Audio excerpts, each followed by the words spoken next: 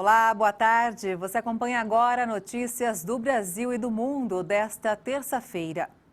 E eu começo essa edição com as manchetes dos sites dos principais jornais do país. Folha de São Paulo: Anvisa autoriza início de testes em humanos de soro anti-Covid do Butantan. O pedido já tinha obtido aval da agência em março, mas faltavam informações.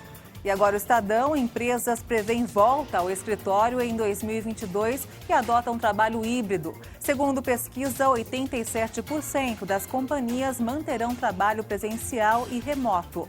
Valor Econômico: Algor alerta para o perigo de uma bolha de carbono de 22 trilhões de dólares. O ex-vice-presidente dos Estados Unidos chama a atenção para ativos que correm o risco de deixar de ter valor diante das metas de descarbonização dos países. E por fim, o Globo: filho de Tim Maia encontra disco inédito em espanhol do cantor gravado há 51 anos. As fitas foram descobertas por Carmelo Maia no baú do pai. O registro inédito traz versões de canções como Azul da Cor do Mar, Cristina e Primavera, com direito a erros e partes de conversas que vazaram para as fitas. A Itália celebrou hoje a detenção no Brasil de um dos chefes da máfia calabresa, Rocco Morabito, o segundo criminoso mais procurado do país em uma operação conjunta entre as duas nações. Rocco Morabito, de 54 anos, era o segundo mafioso mais procurado na Itália. O líder da 'Ndrangheta foi detido na cidade de João Pessoa na segunda-feira.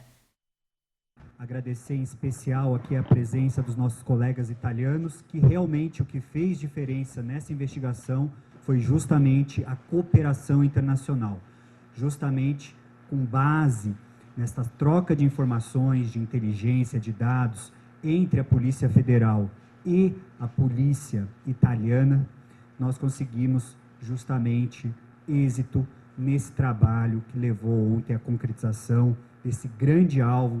Em um comunicado, a ministra italiana do Interior, Luciana Lamorgese, afirmou que a conquista demonstra a capacidade da magistratura e dos organismos responsáveis pela aplicação da lei para combater de maneira eficaz o crime organizado e suas ramificações internacionais. O ministro da Defesa, Lorenzo Guerini, destacou que este é um duro golpe para a 'Ndrangheta. Morabito, de 54 anos, era o segundo mafioso italiano mais procurado, atrás apenas do chefe da Cosa Nostra, Matteo Messina Denaro. A PF afirmou que há registros da ligação de Rocco Morabito com a organização do tráfico de drogas entre Brasil e Europa desde a década de 1990. Conhecido como Rei da Cocaína por suas relações com grupos criminosos da América do Sul, Morabito era procurado desde 95 pela justiça italiana, que o acusa de associação criminosa e de tráfico de drogas. Em 2019, ele realizou uma fuga espetacular de uma prisão em Montevidéu e estava foragido desde então. O criminoso viveu por 13 anos no Uruguai antes de ser detido. A Casa Branca disse que metade dos adultos nos Estados Unidos vão estar completamente vacinados contra a Covid-19 até o final do dia. A terça-feira trouxe outra boa notícia. A Moderna anunciou que seu imunizante é altamente eficaz em adolescentes entre 12 e 17 anos. Mais de 60% dos adultos, que no total corresponde a cerca de 160 milhões de pessoas, receberam pelo menos uma dose de uma das 3 vacinas autorizadas no país. Após um lento começo no final de 2020, a campanha de vacinação em massa foi acelerada pelo governo Joe Biden. O presidente tinha estabelecido como meta 70% dos adultos imunizados com pelo menos uma dose antes da festa nacional de 4 de julho, mas a campanha se desacelerou. O grande número de céticos e indiferentes é o maior motivo para a diminuição do ritmo. Ainda nesta terça-feira, a Moderna anunciou que sua vacina é altamente eficaz em adolescentes entre 12 e 17 anos após os resultados completos dos ensaios clínicos. A empresa de biotecnologia americana afirmou que planeja apresentar uma solicitação de autorização do uso de sua vacina para esta faixa etária no início de junho aos órgãos reguladores ao redor do mundo. Outra vacina da Pfizer-BioNTech já foi autorizada para adolescentes em vários países, entre eles Estados Unidos. E agora vamos falar de futebol. O lateral direito Daniel Alves sofreu uma lesão no joelho direito e não vai poder participar dos próximos jogos das eliminatórias para a Copa do Mundo de 2022. O desfalque é o segundo da lista de convocados divulgada por Tite, depois da lesão muscular do zagueiro Lucas Veríssimo.